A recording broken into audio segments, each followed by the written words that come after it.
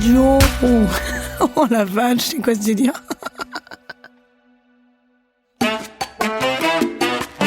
Vous avez vu comme Pamela Anderson s'est offert un retour de hype. Elle a créé un petit électrochoc à la Fashion Week au printemps dernier en se montrant sans maquillage à 58 ans. Et elle est très belle, presque sans artifice. Ce qui n'est pas rien pour celle qui est représentée dans les années 90, la bimbo paraissant super refaite, des seins au visage et hyper sexualisée. La tendance du no make-up qu'elle revendique, ça m'interpelle parce que je trouve que ça change le regard sur les femmes qui vieillissent.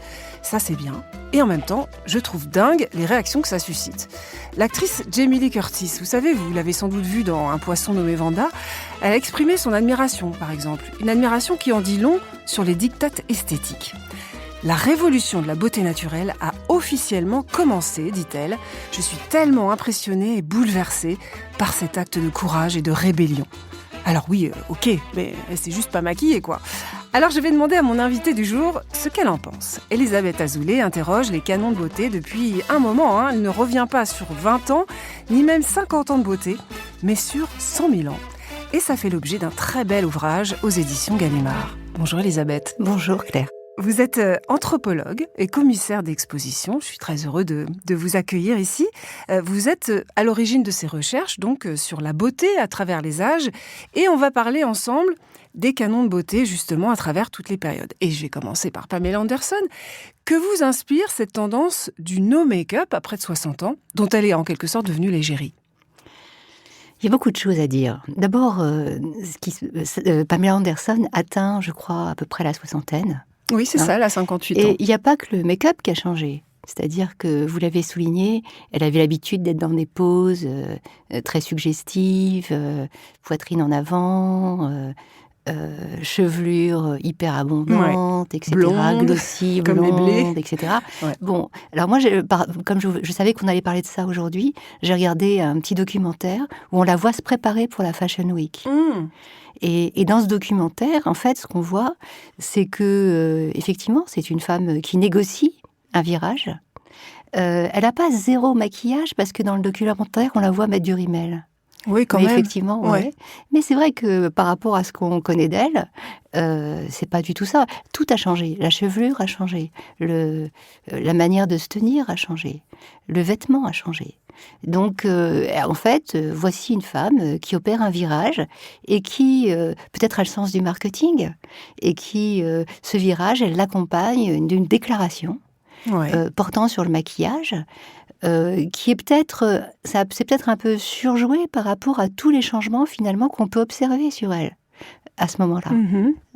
Donc en fait, oui, certes, il y a là-dedans une déclaration. Une sorte de manifeste. Un manifeste. C'est comme ça que c'est vu, notamment par les médias féminins. Oui, qui n'est pas vrai jusqu'au bout, puisqu'elle se maquille un petit peu quand même. Et puis, il y a un petit peu de chirurgie aussi. Ah oui, c'est-à-dire que c'est pas totalement naturel. Oui, c'est-à-dire qu'on a affaire finalement à un personnage, moi c'est ce que j'ai ressenti, qui négocie un virage dans le temps, un changement de posture, globalement. Et que le fait de mettre ça complètement, comme elle le fait, sur le no make-up, c'est peut-être un peu excessif. Alors ce nouveau look, ça suscite beaucoup de commentaires élogieux, mais aussi des insultes sur les réseaux sociaux. Elle fait vieille, elle fait grand-mère, je préférais l'ancienne Pamela. Est-ce que la société est prête pour des femmes, alors qui plus est d'anciennes références de beauté, qui s'affichent sans phare, Elisabeth ? Oui, mais c'est surtout qu'ils vieillissent. Je reviens à mon idée. C'est-à-dire que, oui, la société peut être prête à différentes façons de styliser un visage avec plus ou moins de maquillage. Mais surtout, voyez les commentaires que vous venez de lire. Oui. En fait, ce qu'on lui reproche, au fond, c'est ce à quoi elle ne peut rien, c'est de vieillir. En fait, c'est une sévérité, d'une cruauté. Et je trouve que... Est-ce que la société après est prête à voir des femmes qui vieillissent? Une partie de la société, non. Exactement. Et donc, voilà, évidemment, il préférait la Pamela d'avant, mais celle des séries télévisées, elle avait 30 ans de moins, ou voilà. Et on ne sait pas quoi dire sur ce genre de commentaires. C'est d'une bêtise navrante, en fait. Mais les gens vieillissent. Ouais, mais ça traduit effectivement le problème qu'a la société à voir les femmes vieillir. À voir les femmes vieillir. Et en tout cas, chez Pamela Anderson, Le côté élogieux, c'est aussi parce qu'elle est très mince, parce que voilà, est-ce qu'on serait prêt dans le même temps à voir une femme qui n'est pas apprêtée, qui se laisse aller sur ses kilos, etc. Ça, c'est encore un autre sujet. Oui, effectivement, il y a des remarques qui vont dans ce sens-là. Elle reste belle, d'une certaine manière. C'est-à-dire qu'elle a une jolie silhouette, elle a certes un visage, on voit un peu chirurgical, mais quand même gracieux. Et finalement, l'empattement du maquillage ayant disparu, le côté très épais, comme ça, très suggestif ayant disparu, on peut trouver une forme, quelque chose de touchant, qui est une expression naturelle, un regard un peu plus perdu dans un visage. Ça peut être un peu émouvant. Donc oui, elle est restée belle et les gens saluent finalement l'exploit de rester debout, de pas s'être envahi par les kilos à 60 ans. Quoi. Vous avez, Elisabeth, supervisé des recherches sur 100 000 ans de beauté. Est-ce que le no make-up, ça a déjà existé dans l'histoire ? Oui, bien sûr. Bien sûr. D'abord, ce qu'il faut se dire, c'est que le maquillage, c'est un geste extrêmement ancien. Probablement, on sait que maintenant, Homo sapiens a 300 000 ans, et on découvre le fait qu'il s'est donné beaucoup de mal pour collecter quelque chose qui était un peu l'or de la préhistoire, c'était la couleur ocre. Oui. La matière, l'ocre. Donc, et que on sait qu'il devait en mettre sur sa peau, du corps, du visage, enfin bon. Donc Homo sapiens, homme comme femme. Homme comme femme. D'accord. Les hommes se maquillent aussi, c'est important de le dire. En fait, ce qu'il faut dire, par rapport aux hommes et aux femmes, c'est que cette histoire du maquillage réservé aux femmes, c'est une idée très récente. Parce que pendant très longtemps, les hommes se maquillaient. En Europe, ça date à peu près de la Révolution française, en fait. À partir du moment où l'homme est devenu un citoyen, on lui a fait comprendre que les rubans de l'aristocratie, le masque blanc de l'aristocrate, le phare, les poudres, les dentelles, les rubans, c'était fini. Très intéressant. Il fallait qu'ils s'habillent en noir et qu'ils ne portent plus de couleur. Les femmes n'étant pas des citoyennes, on les a laissées se maquiller, continuer à se maquiller. Donc en fait, dans l'histoire, les gens qui se sont pas maquillés, très souvent, c'est parce que dans certaines sociétés très inégalitaires, comme on en a vu à partir du 1er siècle, ça a pu paraître être un produit de luxe, le maquillage. Et donc, effectivement, la paysannerie, des milieux comme ça très populaires, ont pu voir dans l'artifice une sorte de superflu auquel ils n'avaient pas accès. Mais globalement, les élites sociales, dans pratiquement toutes les cultures, hommes et femmes, se sont maquillés. Et la ligne Maginot entre les hommes et les femmes, c'est quelque part à la fin du XVIIIe siècle. D'accord, alors vous dites qu'il y a un changement effectivement après la Révolution française. Et alors les femmes qui se maquillent, elles sont peut-être aussi associées aux femmes de mauvaise vie. C'est à la même période aussi que ça se produit ou pas vraiment ? Ça, c'est une bonne idée des Grecs, ça. Dans l'Antiquité grecque, qui est une culture relativement misogyne, effectivement, on s'est mis à voir le maquillage comme un artifice inutile, une volonté de séduction trompeuse, quelque chose de vulgaire que ne pratique pas la mère de famille recluse à la maison. D'accord. Ouais. Et donc effectivement, alors que chez les Égyptiens, on ne trouve pas du tout cette idée-là. Les Égyptiennes se maquillent, les Égyptiens se maquillent, ça se fait dans la bonne humeur, on en rajoute et on en rajoute, on aime bien ça. Voilà. Et pas du tout. Le passage au monde grec, c'est un passage où on va valoriser autre chose, c'est-à-dire l'ascétisme, le corps musclé, les proportions corporelles, etc. Mais ça concerne surtout les hommes qui se montrent nus dans des exercices physiques, etc. Les femmes, elles, restent à la maison. Et lorsqu'elles se maquillent, ce sont des couleurs très, très, très contrastées. Et souvent, c'est l'apanage de la femme de mauvaise vie. Eh oui, c'est ça. Et on a hérité de ça. Alors, Elisabeth, quand on a préparé cet épisode, vous m'avez dit un truc qui m'a interpellée. Vous m'avez dit on n'est pas à la période où le maquillage est très outrancier, parce qu'on a des très belles peaux. Expliquez-nous. Oui, dans le maquillage, il y a une volonté de stylisation, mais il y a aussi, quelque part, l'idée de cacher, de dissimuler les imperfections. C'est l'idée du fard, notamment, le fard blanc, etc. Ouais. Et donc, cette idée a été constante dans l'humanité. N'oublions pas quand même qu'on a eu des maladies absolument terribles et qui ont toutes eu des répercussions dermatologiques. Notamment la variole, qui est certainement la maladie la plus terrible qui a tué le plus d'êtres humains. Et donc, cette maladie, la variole, quand on s'en sort, en général, on en ressort avec des petites séquelles, des cratères, la peau grêlée, quoi. plus ou moins bien placés, oui, c'est ça. La syphilis, enfin bon, bref. Je vais pas vous faire la liste des problèmes dermatologiques. Donc, tout le monde avait une peau marquée, quoi. Hein, c'était vraiment exceptionnel d'y échapper. Rajoutons à ça quelques cicatrices et des problèmes liés à l'hygiène. Oui, on n'a jamais eu, aujourd'hui, grâce à notre alimentation, grâce à tout ce dont on dispose pour vaincre la maladie, notre bonne santé globale, on n'a jamais eu des peaux aussi saines, sans boutons, sans cicatrices, sans cratères, sans je sais pas quoi. Et donc oui, on a globalement des très belles peaux. Et en plus, une grande partie de l'attention se porte sur l'amélioration de cette peau. C'est-à-dire qu'il y a beaucoup de gens qui disent ne pas vouloir se maquiller, et qui peut-être ne se maquillent pas, mais qui passent un temps très important dans les soins de la peau.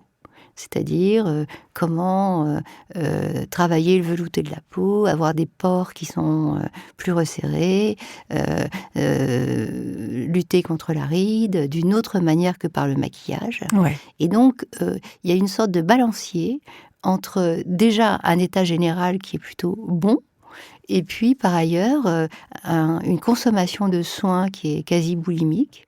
À côté de ça, le besoin le moins en moins grand de cacher, puisque la peau est déjà très jolie comme ça. Et puis des labos, donc ceux qui fabriquent les crèmes, qui poussent à la perfection. Enfin, il faut avoir une peau parfaite, exactement comme vous le disiez. Hein. Absolument. Et il peut même y avoir une sorte de plaisir élitiste, finalement, à montrer qu'on n'a rien cherché à dissimuler, parce qu'on a une très belle peau. Et donc, le problème est parfois retourné de cette manière-là, mais ça demande tout autant d'efforts. C'est très très intéressant. Et alors aujourd'hui, on parle beaucoup aussi de beauté par l'intérieur. Alors là, on nous vend moult compléments alimentaires. Là aussi, c'est l'idée que la beauté, c'est du soin. Mais encore faut-il se le permettre, parce que tout ça, c'est très cher. Oui, laissons de côté les compléments alimentaires. On n'est pas sûr que ça sert à beaucoup de choses. Mais c'est sûr que l'alimentation joue, déjà. Hein, et que la santé joue. Comme je viens de le dire. Donc, oui, il s'est créé un petit marché à côté de ça, mais on ne sait pas très bien si c'est une bulle ou une fiction, qui consiste à dire que nous n'aurions pas dans notre alimentation tout ce qu'il nous faut. Alors, pour des gens qui appartiennent à une classe moyenne en Europe, c'est pas le cas. En général, on mange à peu près ce qu'il faut. Et que les compléments alimentaires ne sont pas stockables, enfin, toutes ces vitamines, etc. Et il est rare qu'on en ait besoin. C'est la folie, par exemple, des compléments alimentaires au collagène, à l'acide hyaluronique, etc., dont l'efficacité n'est pas totalement c'est prouvée. Un des effets déportés de ce que je vous disais tout à l'heure, c'est-à-dire de s'axer vers le soin, d'aller vers le soin, plus ou moins efficace, mais de vouloir, et par l'intérieur et par l'extérieur, agir sur la peau elle-même, plutôt que de la charger en superficie de maquillage. Et puis il y avait un petit peu le pendant du no make-up dont on parlait tout à l'heure, c'est la mode du nude entre guillemets, c'est-à-dire faut pas que ça se voit trop, même si en réalité les peaux sont très chargées en maquillage. Je pense par exemple à l'esthétique qui a été imposée par Kim Kardashian. Oui, tout à fait. Alors là c'est autre chose, c'est un choix de couleur. Ouais. C'est-à-dire que on veut, on voit dans le temps, dans l'histoire, comment en maquillage il y a des préférences pour certaines couleurs. Et donc effectivement, dans ce répertoire du nude, eh bien, on est censé avoir entre la couleur de la lèvre, celle de la peau. Etc. On est censé rester dans un camailleux de beige rosé.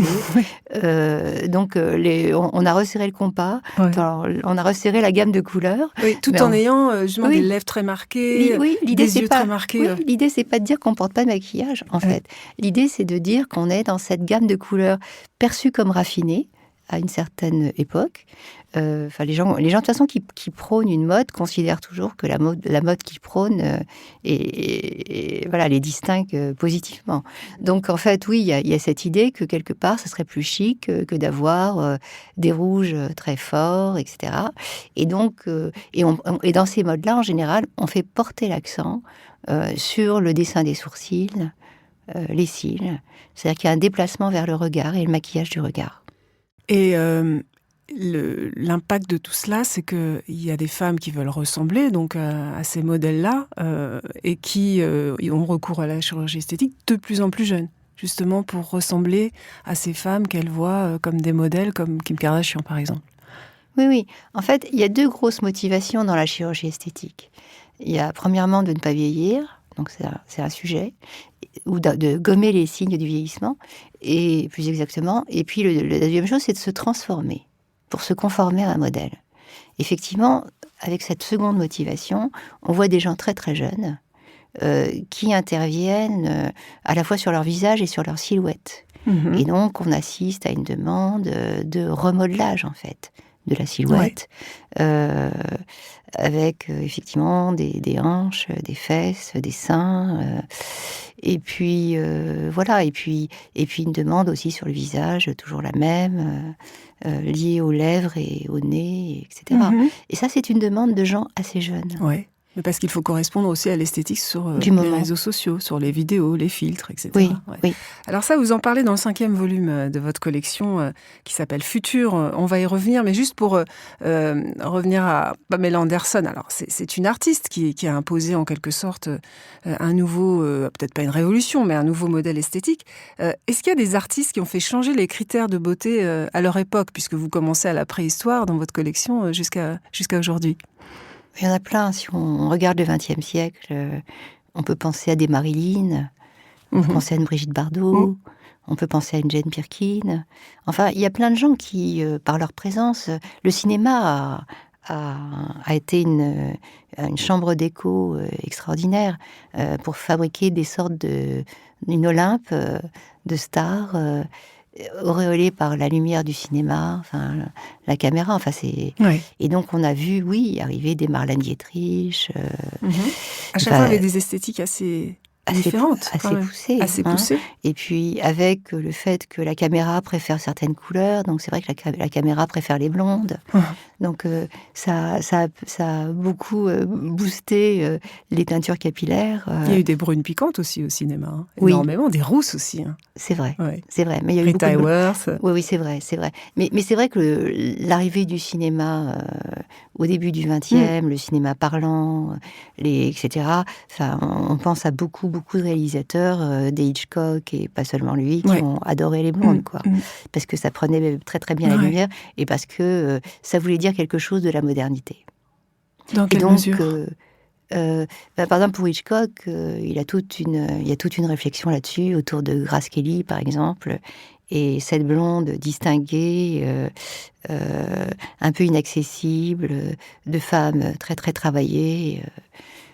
Pour une Marilyn aussi, hein, ça a été le changement de couleur de cheveux a été le début de sa carrière en fait. Hein. Oui, la caméra finalement et les réalisateurs ont voulu projeter un peu cette sorte d'auréole d'ange autour des visages qui capte la lumière et qui quelque part voulait dire modernité, féminité. Et avant les stars de cinéma, il y avait les peintres et les sculpteurs aussi, hein, si on remonte un peu plus dans le temps, qui imposaient les critères esthétiques. Toute l'histoire du portrait, de la peinture figurative, c'est l'histoire des canons de beauté. Ils ont cherché finalement, et on le voit d'ailleurs dans les écrits de peintres, qui sont toujours passionnants, de montrer comment ils recherchent la beauté absolue. Un Leonardo, un Raphaël, chacun cherche finalement la grâce, l'éclat, le visage idéal, la posture idéale, et travaille sur ses carnations, sur ses voilà. Donc en fait, oui, chacun de ces peintres finalement a fait une sorte de manifeste, de déclaration de ce qui pour lui était la beauté idéale, et les peintres l'ont vécu comme ça. Hein. Et donc à certaines époques, l'esthétique privilégiée c'était d'être très mince, à d'autres c'était d'être très ronde, et puis il y a comme ça des cycles. Est-ce que finalement le modèle qu'il a emporté, c'est celui de la femme gracile, parce qu'on pense aussi à des Botero, à des Rubens qui ont fait des femmes avec des formes très belles. Non, mais la mauvaise nouvelle, c'est que non. C'est pas eux qui l'ont emporté. Ouais. C'est-à-dire qu'un Rubens, c'est très intéressant, parce que lui, il s'est délecté à faire des chairs nacrées, très rebondies, etc. Il est quelque part au XVIIe siècle, au moment où la Compagnie des Indes arrive, dans le nord de l'Europe, avec des bateaux chargés d'une denrée incroyable, c'est le sucre. Ah oui. Et puis plein de nouveaux aliments qui vont révolutionner notre façon de manger. Mm-hmm. Et donc, à partir de là, on entre dans une ère où on va se mettre à manger du sucre et des nouveaux féculents. Et donc la silhouette change. C'est vrai que les silhouettes s'arrondissent. Et Rubens va célébrer ça dans une forme de joie et d'émerveillement. Mais ce qui est amusant à remarquer, c'est dès lors que la famine disparaît en Europe, le critère de beauté qui s'impose, c'est la minceur, et une minceur qui devient de plus en plus rigoureuse.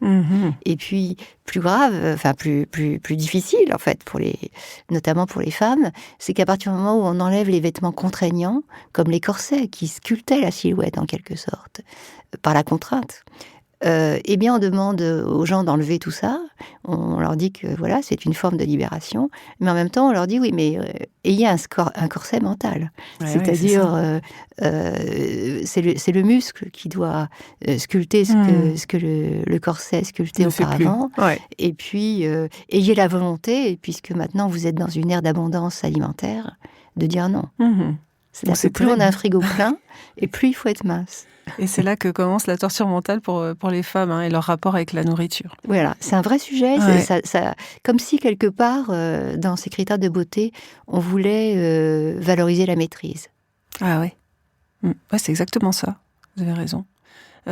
Et alors, en ce qui concerne les femmes plus âgées, les femmes mûres, on va dire, même si on n'est pas des fruits, quand ils les peignent, les peintres ou même les sculpteurs ont tendance à en faire un peu des monstres. Est-ce que vous trouvez que j'exagère ? Je n'ai pas tellement souvenir d'une belle toile, par exemple, d'une femme dans sa cinquantaine ou sa soixantaine. Mais peut-être je me trompe. Je pense qu'on peut en trouver, mais c'est pas ce qui domine l'art pictural.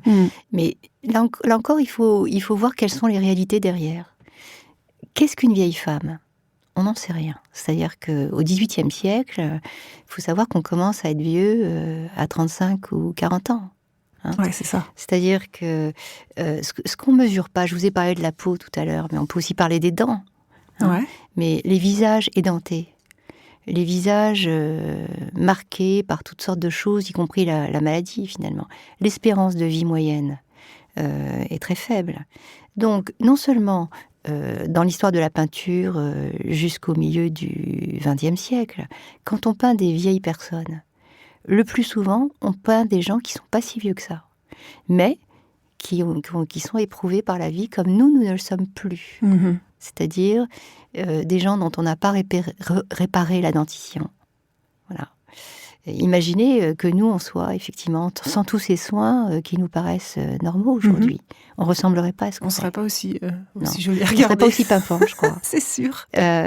Voilà, quand on se promène dans certains pays où les gens n'ont pas accès à tout ça, notamment aux soins dentaires, ça fait un choc parce que quelquefois on a l'impression d'être face à des gens très vieux. On s'aperçoit qu'ils ont 15 ou 20 ans moins que vous et que voilà, ils ont juste pas de dents, quoi.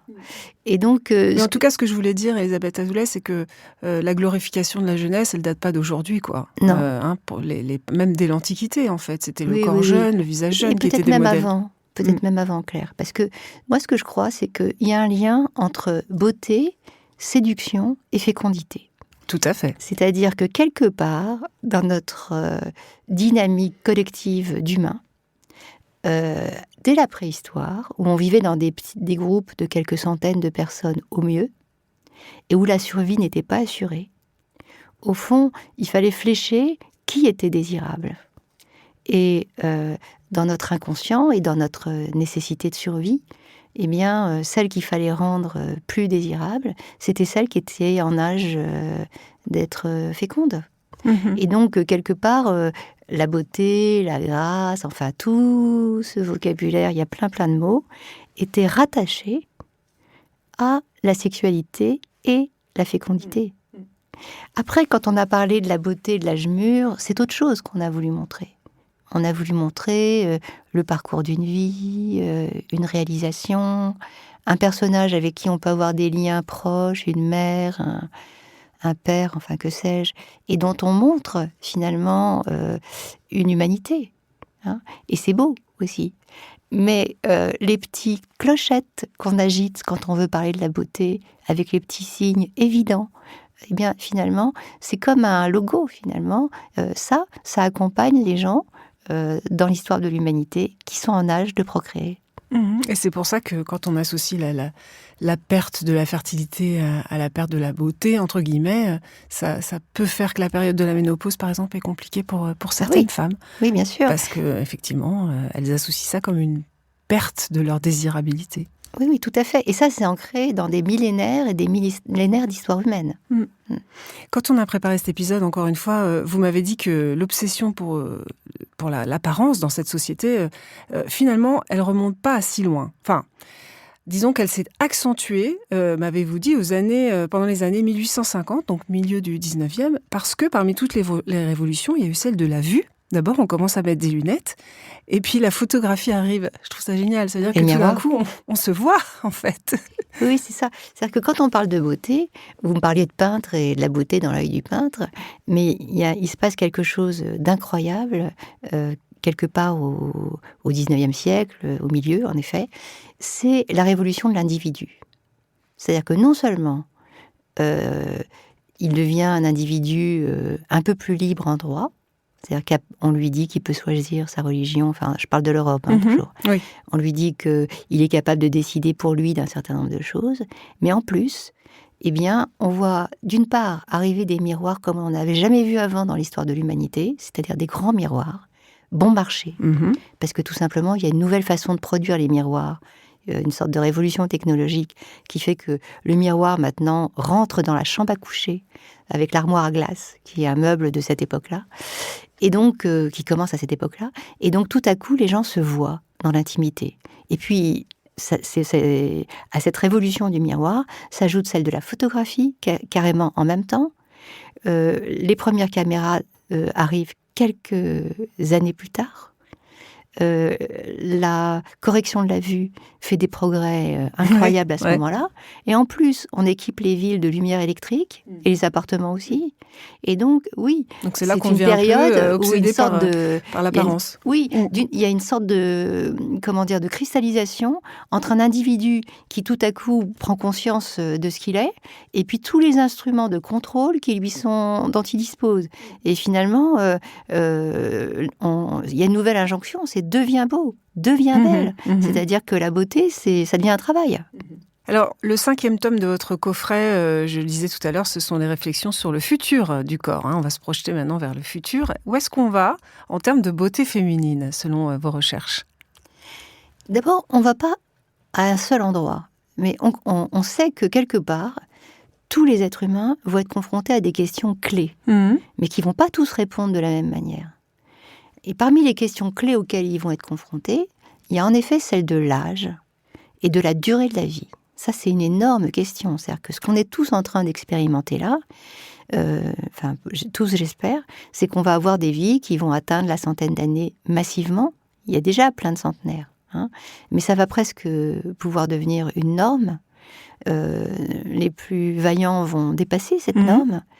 Et donc, c'est pas du tout pareil de se projeter dans une vie qui dure 40 et 50 ans et dans une vie qui dure 100 ans. Ouais. C'est un autre scénario de vie. C'est-à-dire, on va peut-être inventer le fait d'être dans plusieurs couples successifs, parce que 100 ans, c'est long. C'est long. Et puis aussi, on va peut-être pas accepter dans la mesure où on se projette comme allant vivre longtemps, on va vouloir se réparer de plus en plus. Ouais. Tout simplement parce que on va inventer des scénarios de vie. Toute cette vie en plus qu'on a, il faut l'inventer. Et donc, on ne va pas l'inventer que sur des chaises roulantes et des béquilles. Donc, c'est vrai que les gens, on s'aperçoit que quand on leur en donne la possibilité, ils deviennent de plus en plus performants et ils font de plus en plus attention à eux. Donc ça, c'est un gros sujet. Est-ce qu'on ne va pas justement vers Une tentative d'effacement de l'âge qu'on voit déjà avec la chirurgie esthétique, les filtres photographiques. On ne sait plus vraiment quel âge ont certaines femmes. Ça vous interpelle, ça, comme évolution dans la beauté au féminin ?